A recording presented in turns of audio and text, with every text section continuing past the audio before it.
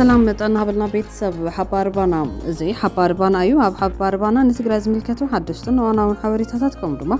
هجرون أخبرون زيناتات كيدز سيوم زيناتاتنا أنا كل كبازح نتشانلنا سبسكرايب نمدلاتنا دما لايك شير بمقوار كسكاتولنا بخبر معدا نابقنا عندي نتبتات زينا زالت كنسجرون أبزوريا تجري زجبر زلا صفيح وتدرى مقصاصن نايدرون متقعدتاتن حدشتي كويناتنا يمول لا سجات كم زفترة هو عتفليتهم بتوساخي هزباوي ويان حرنة تجري حبرة أوروبا زرقها مجلات نتيجولهم سرعة بلتقنا انت زيت فينا يولا ونتنا خبرنا كنا براين خلن كبر جنرال هاي لسلاسي كرما يودن بيتي فليتهم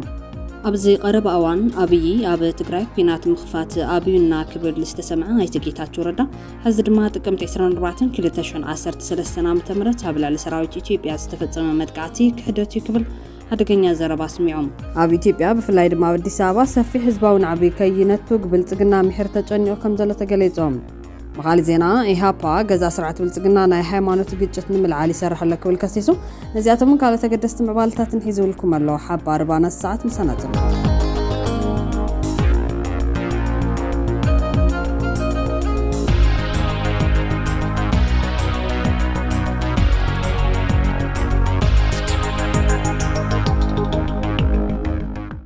بقدامنت أب زوريات تجري زجبر زلا سفيح وتدرى من قصاص نايدرون متقعدتاتن حدشتي كويناتنا يمولا سجات كم فترة هو حتى فليتهم بتوساخي هزباوي ينحرنا تجري حبرة أوروبا زرقحو مجلات نتيجولهم حبرة أوروبا هاب تجري ناس خبز خيد زلا وطري سخفت كم تحد رجاليتهم أبقرب أوان استراي معبالتات نتين خلت عامتات زغزل كوينات تجري زبقع سمع بريتوريا كردخم كم زغالون أتنكي علام أب أديس أبابا زركب بيت صحفت لو حبرة أوروبا تمال 27 سنة 26 زوجو مجلتي هزباوي وينحرنا تجري حوحات نبار كلا بيت مخر مغامون قدروا تدروا قفان بمتقاس أب سمين إثيوبيا زلو وطري كم دشغالي زملكت حبرة أوروبا زي سقوم تاتنو على تسمع سلام بريتوريا زي تحس مخانو ناس ميرو لولو فيدرال منجست يكون حوحات مولات تجاوب رسم مع بريتوريا بزملكت بهزتك جمرو تحسسبهم بتوساخي بحبرة أفريقيا زمرحنا يشم قلنا تعرتات كم زرقفون الرقاقي طلع إذا مجلات حبرة أوروبا نتي ب26 سنة كاب إمباسي أمريكا بدي سابا زوت مجلات سعيب زمتهم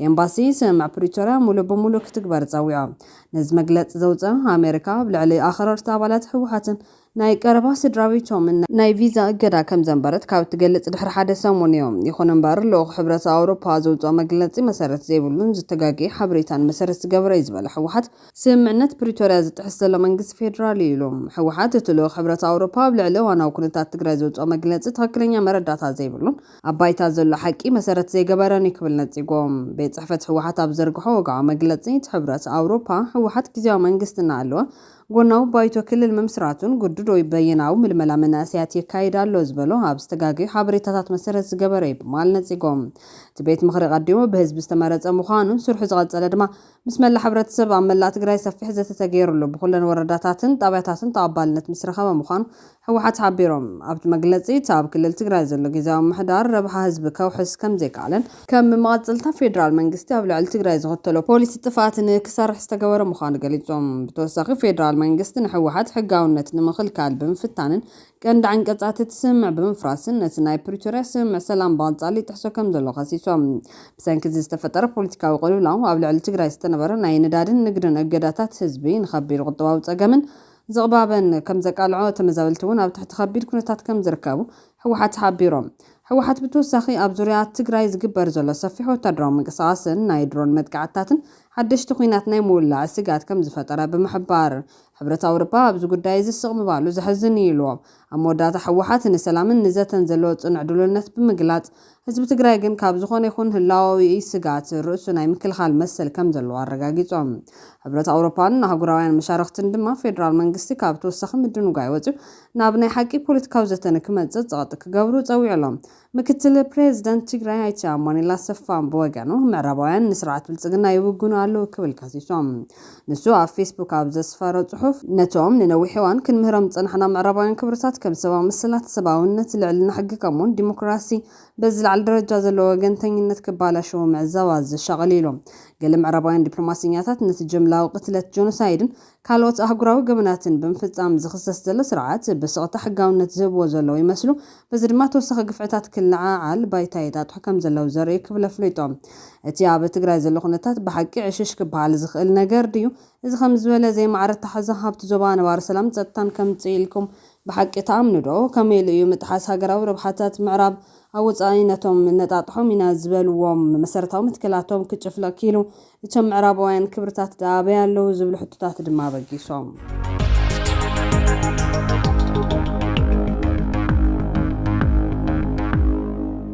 ስርዓት ብልጽግና እንተዘይጥፊና ሉዓላውነትና ኣኽቢርና ክንነብር ኣይንኽእልን ክብል ጀነራል ሃይለስላሴ ግርማይ ወድንበይቴ ኣፍሊጦም። ኣብ ኣርሚ 33 ካብ ሓይሊ ንላዕልን ዘሎ ኣመራርሓ ንልዕሊ 3 ሰሙን ክወሃብ ፀንሐ ካልኣይ ዙር ናይ ኣመራርሓ ስልጠና እንትዛዘም ናይ ክብሪ ጋሻ ኮይኑ ዝተረኸበ ኣባል ላዕለዋይ ኣመራርሓ ሰራዊት ትግራይ ተጋዳላይ ሃይለስላሴ ግርማይ ወድንበይቴ ሰራዊት ትግራይ ንህዝቡን ንስዋዕት ብፆቱን ዘይጠለመ በዓል ጽኑዕ ኪዳን ኢሎም ኣብ ዞባ ትግራይ ን3 ሰሙናት ኣብ ወታደራዊ ሳይንስን ጥበብን ኣብ ዋናዊ ፖለቲካዊ ኩነታት ኣብ ታሪኽን ክብርታትን ትግራዋይነት ኣብ ምሕደራን ኣጠቓቕማ ሃፍትን ሰራዊትን ወዘተ ኣድሂቡ ካብ ሓይሊ ኣዛዚ ንላዕሊ ክወሃብ ፀንሐ ካልኣይ ዙር ስልጠና ዕለት 20 ሰነ 2018 ዓ.ም ብዓወት ተዛዚሞም ሎሚ ስልጠናኹም ወዲኹም እትምረቑ ዘለኹም ሰብ ጽኑዕ ኪዳን ዝኾንኩም ኣመራርሓ ኣርሚ 33 ጅግነትኩም ሰሚዐ ዘይኮነ ስርየ ዝፈልጦ እዩ ዝበለ ተጋዳላይ ወድንበይቴ ቅያን ጅግነትን ሰራዊት ትግራይ ጸላውን ዝምስክሩ ሓቂ ምዃኑ ገሊጾም። ጀነራል ወድንበይቴ ብዛዕባ ዓለምና ዞባና ከባቢናን ሃገርናን ሰፊሕ ፖለቲካውን ወታደራውን ትንታነ ዝሃቡ ኮይኖም ንሕና ሰላም ደለይቲ ምዃንና ተበደልቲ እምበር በደልቲ ከም ዘይኮና ንዓለም ይኹን ነቶም መባስትና ብደብዳቤታትና ብመግለጽታትና ብኣካል እውን ንዲፕሎማስኛታት ኩሎም እናገለጽና ከም ዝመጻናን ነዚ ግን ኮነ ተባሂሉ ጽማም እዝኒ ይወሃበና ከም ዘሎ ሓቢሮም መሬትና ሞት ተማዛበላይ ወገንና ይብቅዕ ጥሜትን ሕማምን ህዝብና ያኣክል ክንዲ ዝበልና ውግደ ለይቲኹም ይብልና ኣለው ዝበለ ጀነራል ሃይለስላሴ ግርማይ ወድንበይቴ ዝኹሉ ግን ንዓና ስለዘይገልጽ ከም ንቃሎስን ፍትሓዊ ቃልስና እውን ብዓወት ከም ዝዛዘምን ገሊጾም ጽላትና እንተጋሩ እንተዘይጥፊኦም ወንበሮም ከም ዘይጸንዕ ዝገለጸ ወድንበይቴ ንሕና እውን ከም ህዝቢ ክንጠፍክ ይኾነት ጽላትና ከነጥፎም ኣለና ኢሉ ጀነራል ወድንበይቴ ስርዓት ፒፒ እንተዘይጥፊና ሉዓላውነትና ኣኽቢርና ክንነብር ከም ዘይንኽእል ብምግላጽ ምስ መላፍንትና ኮይንና ከነጥፎም ኣለና ኢሉ ተጋዳላይ ወድንበይቴ ሳላ ስትራቴጂካዊ ኣንፈትን ጸላትና ዝነበሩ ፈተውትና ጥራሕ ዘይኮነስ ሓገዝትናን ጠቕምትናን ክኾኑ ጌርናዮም ኢና ክብል ወሲኹ ኣብርዮም ጀነራል ወድንበይቴ ከም ዝገለጸው ንስዋዕትን ንህዝብን ክሒዶም ናብ ሸዋ ዓፋርን ካልኦት ከባቢታትን ዝኸዱ ዝተፈላለየ ድሌትን መንነትን ዘለዎም እዮም እቶም ኣብ በረኻታት ከርተት ዝብሉ ዘለዎም መሲልዎም ዝተዳናራገሩ ስለ ዝኾኑ ናብ ቦታኦም ናባና ክምለሱ ክንፅዕረሎም ይግባእ ኢሎም ጀነራል ወድንበይቴ እቶም ወግሒ ፀብሖ ኣብ ሚድያ ኮይኖም ዝዛረቡ ድማ ብኣፎም ዝኽፈሎም ኣፎምን ርእሶምን ንፒፒ ብምክራይ ዝናበሩ ንኸብዶም ሸቀልትዮም ኢልዎም በኣፎም ሳኒታይዘር ዘበሉን ናይዚ ኣፍ ንኸብዲ ዘለዎ ረብሓ ዝተረድኡን እዮም ዘይምስቃል ካልእ ዕላማ የብሎምን ኢሉ ገሊፅዎም እቶም ዋና መራሕቲ ናይዚ ሽፍትነት ድማ ከምቲ ሰብ ዝብሎም ቂመኛታት ስለ ዝኾኑ ዘይኮነስ ብጻምእ ስልጣን ገደል ዝኣተው እዮም ናይዚኦም ጻምእ ስልጣን ኣብ ትግራይ ጥራሕ ዘብቅዕ ኣይኮነን ንፒፒ እውን ኣብ ከይዲ ክግልብጥዎ ዝሓልሙ እዮም ንትግራይ ንኢትዮጵያ ንኣፍሪካ ክንመርሓ ኣለና ዝብል ሕማም ስልጣን ዘለዎም ዓቕሚ ግን ዘይብሎም እዮም ከምዚ ምዃኖም ፒፒ እውን ይፈልጦም እዩ መወዳእቶም ሕማቕ እዩ ክብል ገሊፅዎም ጀነራል ወድንበይቴ ጸላቲ በሪ ሰላም ዓጽዮም ናብ ውግእ ዘእትውና እንተኾይኖም ሎሚ ከም ቀደም ንበይንና ከም ዘይኮንና ድልውነትና እውን ኣብ ዘተማምን ደረጃ ከም ዘሎ ብምግላጽ ጅግነትን ናይ ስልጠና ብቕዓትን ኣርሚ 33 ብምናድ ንነባራትን መናእሰይን ኣመራርሓ ኣርሚ 33 ዝወሃቦም ልኡኽ ብብቕዓት ክፍጽሙ ሓደራ ብምሃብ መልእኽቱ ዛዚሞም ኣብ ዝመዛዘም መድረኽ ኣመራርሓ ዞባ ደቡብ ዝርከብ ኣሃዱታት ሓዊሱ ኣመራርሓ ዞባን ወረዳን ዞባ ደቡብ ትግራይ ተረኺቦም እዮም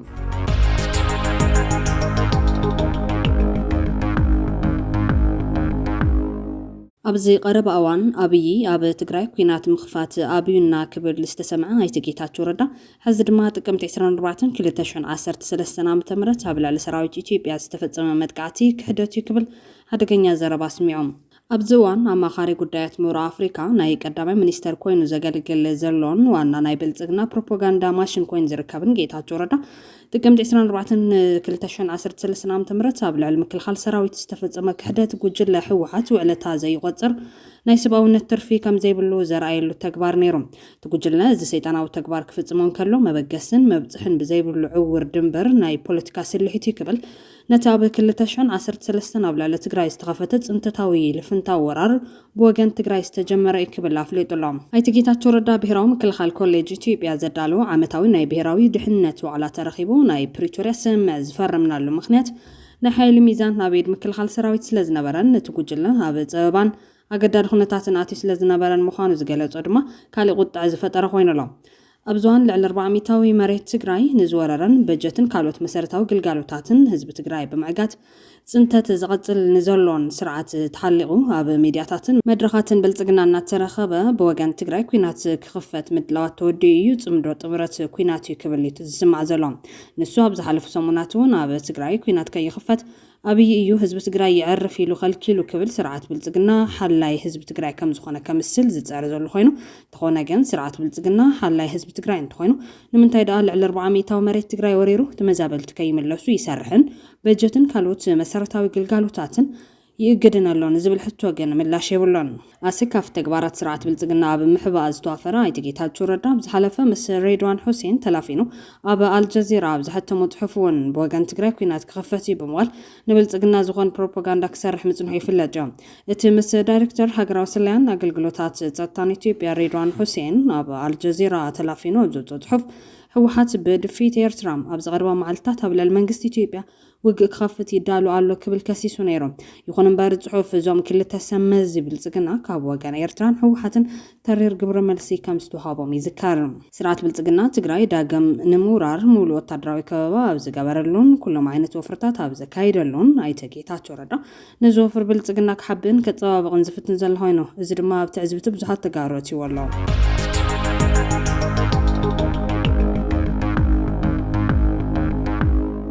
ኣብ ኢትዮጵያ ብፍላይ ድማ ኣብ ኣዲስ ኣበባ ሰፊሕ ህዝባዊ ናዕቢ ከይነቱ ብልጽግና ምሕር ተጨኒኡ ከም ዘሎ ተገሊጾም ዝጋልብ ዘሎ ዝቕባብ 400ዊ ንመነባብሮ ህዝቢ ዘይጸውር ገይርዎ ኣሎ። ብዙሕ ክፋል ሰራሕተኛ መንግስቲ ደሞዝ ካብ ዘይኽፈሉ ኣዋርሕ ኮይኑሎም ኣብቲ ሃገር 20 ሚልዮን ግዳያት ጥሜትን ምምዝባልን ተጸበይት ረድኤት ኣሎ። ብሰንኪ ጾታዊ ኩነታት ኣብ ብዙሕ ከባቢታት ሕርሻውን ጥፈታት ተሰናኺሉ ከቢድ ናይ ጥሜትን ዓፀቦን ደበናን ጽላሊ ከም ዘሎ ሓበሬታታት የመላኽቶም። ኢትዮጵያ ኣብ ኣፍሪካ ዝለዓለ መጠን ረድኤት እትቕበል ሃገር ምስ ምዃና ምዕፃዊ የሰይድን መንቆልቋል ሓገዛት ብደረጃ ዓለምን ኣብቲ ሃገር ንዝነጥፉ ትካላት ረድኤት ዓብይ ሸቕለት ፈጢሩሎም ኣሎ። ፋይናንሳውያን ትካላት ዓለምን ገለ ውልቀ ሃገራትን ገንዘባዊ ድጋፍ እኳ እንተዘይነፈጋ ብልጽግና ኣብ ሸመታ ኣፅዋርን ህንፀት ቤት መንግስትን ልምዓት ኮሪደርን ዝኣመሰለ ቁጠባዊ ርብሓ ዘይብሉ ዕሸላዊ ባህግታት እናውዓሎ ቁጠባት ሃገር ክፍውሱ ኣይከኣለን። ዝዓበየ ሸቕለት ብልጽግና ፀጥታዊ ኩነታት ኮይኑ ዝበዝሕ ከባቢታት ትግራይ፣ ኣምሓራ፣ ኦሮምያን ካልእን ካብ ቁፅር ወፃ ኮይኑ መንግስቲ ኣብ ፀቢብ ዓንኬል ተሓፂሩሎም ኣብ በብኸባቢኡ ዘለው ጉጅላውያን ዕጡቓት ካብ ፌደራል ሰራዊት ዝሰልቡ ኣፅዋር ተጠናኺሮም ንዝሰፍሐ መጥቃዕትታት ይሸባሸቡ ምህላዎም ድማ ይሕባር። ብልጽግና ውሽጣዊ ተቃውሞ ብበዝሒ ወታደር ንምድቋስ ክቕልቦም ዘይኽእል ካብ ዓቕሙን ላዕሊ ዓሰኽር ክምልምል ብምጽንሑ ሰራዊት ብጥሙይ ከብዱ ብዝኸዶ ግዳይ ሞትን ምምራኽ እናኾነ ብተስፋ ምቁራፅን ሞራላዊ ውድቀትን ናብ ፍጹም ምብትታን ከየምርሕ ጀነራላት ብልጽግና ኣግሂዶም ስጋቶም ይገልጽሎም። ኣብ ርእሲ እዚ ከቢድ ውሽጣዊ ወጥሪ እዚ መንግስቲ ብልጽግና ብሰንኪ ዘይብስለትን ዘይክውንነታዊ ባህግታትን ምስ ኩለን ጎረባብቲ ሃገራት ተተናኺፉ ካብ ዕስልኡ ተፈልዩ ኣብ ሓደጋ ህልውና ወዲቑ ከም ዘሎ ካብ ካድረታት ብልጽግናን ጀነራላትን ዝስማዕ መዓልታዊ ቃል ኮይኑ ኣሎ። ኣብ ከምዚ ዓይነት ዘባሃረር ኩነታት ብልጽግና ኣብ ኩሉ ከባቢታት ሕድሕዳዊ ኩናታት ኣባሪዑ ካብ ውድቀት ንምድሓን ዝጋዓር ዘሎ ስርዓት ናብ ኤርትራን ትግራይን ዝቐረበ ክሲ ነዚ ናይ ቅብፀት ስጉምቲ ዝንምዕብላኽ ኮይኑ ተሰሚሩሉ እውን ኣቓልቡ ህዝቢ ኢትዮጵያ ካብ ውሽጢ ናብ ግዳም ንምቕናዕ ዝተፈሓሰ ሽርሒ ምዃኑ ተንተንቲ ይገልጹ።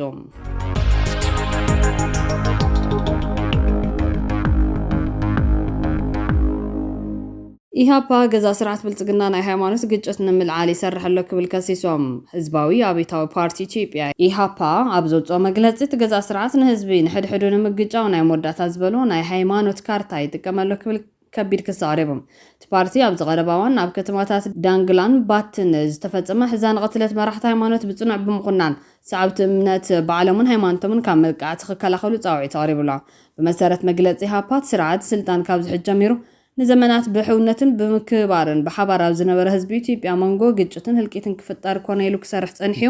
እዚ እኩይ ውሪቱ ከምቲ ዝሓሰብዎ ህዝቢ ብዘይምግጫው ስለ ዘፍሸሎ ድማ ሕዚ ኣብ ልዕሊ መራሕቲ ሃይማኖት ዒላማ ዝገበር መጥቃዕትታት የጋድ ምህላው እቲ ፓርቲ ኣፍሊጦም። ኣብ ዝቐረባ እዋን ኣብ ከተማ ዳንግላ ናይ ኩጥባ መስጊድ ኢማም ዝነበሩ ሼክ ሱፊያን መሐመድ ኣብ ቤቶም ክምለሱን ከለው ብጥይት ተወቂዖም ምቕታሎም ከምኡውን ሰነ 17 2018 ዓ.ም ኣብ ከተማ ባቲ ናይ ጓህ ጽባሕ ኣብና ተክለ ሃይማኖት ቤተክርስትያን ኣገልጋሊ ዝነበሩ ቄስ ፍሬው ሃፍታሙ ኣብ መንበር ቤቶም ብዝተኸፈተሎም ተኽሲ ህይወቶም ምሕላፉ ከም ኣብነት ጠቂሶም ካብዞም ናይ ቀረባ እዋን ፍጻመታት ብተወሳኺ ቅድም ክብል ኣብ ወለጋን ኣርስን ኣብ ልዕሊ ሰዓብትን ኣገልገልትን ኦርቶዶክስ ተዋህዶ ዝበፅሐ ቅትለትን ምፍንቓልን እቲ ፓርቲ ኣብ መግለፂኡ ኣዘኻኺሩሎም ብተመሳሳሊ ብሽሙግ ኣብ መላእ ኢትዮጵያ ኣብ ዝርከቡ ኣብያተ ክርስቲያናትን መሳጊድን ዝበፅሕ ዕንወት ከምኡውን ፍትሒ ኣብ ዝሓተቱ ንጹሃን ዝተፈጸመ መሰረቲት ስርዓት ነቲ ናይ ሃይማኖት ሓደገኛ ካርቱ የተግብር ምህላው እኹል መራያታት እዮም ኢሎም ኣብ ልዕሊ ኣቦታት እምነትን ሰዓብትን ዝበፅሕ ዘሎ መጥቃዕትን ምቁራፅን ፍትሕን ምስፋንን ዝሰርሕ መዋቕር ብዘይምህላው ህዝቢ ተወዲቦ ባዕሉን እምነቱን ክሕሉ ከም ዝግባእ ኢሃፓ ተሓሳሲቦም ብፍላይቶም ዝተወደበ መጥቃዕቲ ዝወረዶም ሰዓብቲ እምነት ኦርቶዶክስ ተዋህዶን ምስልምናን ካብ ተደጊስሎም ዘሎ ናይ ጥፋት ውዲት ንሕድሕዶም ብምሕላው ነቲ ታሪኻዊ ናይ ሕውነትን ምክብባርን ክብርታቶም ኣጠናኺሮም ክቐጽሉ እቲ ፓርቲ ሓደራ ኢሉሎ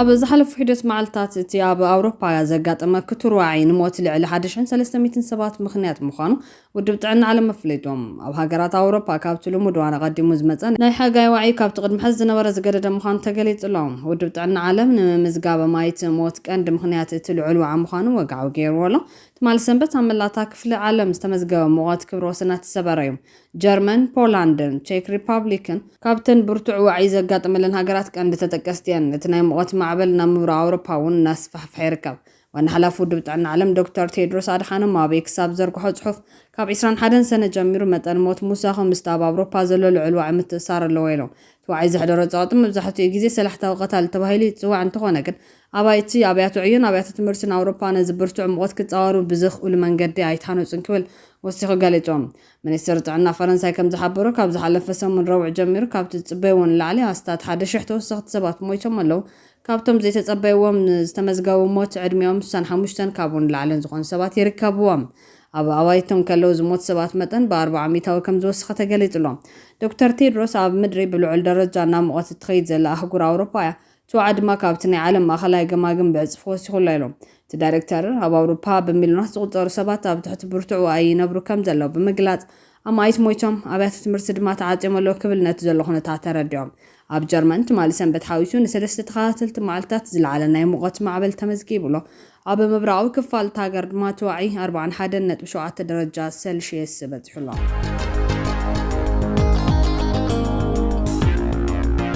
ፍትዋትን ክብራትን ቤተሰብ ሓባርባና ነዚ ዕለት ዝሓዝናዮም ሓበሬታታት ኣብ ዝኸንቢትና ንቻነልና ሰብስክራይብ ንምድላዋትና ድማ ላይክ ሼር ብምግባር ቤተሰብ ሓባርባና ይኹኑ ሰላም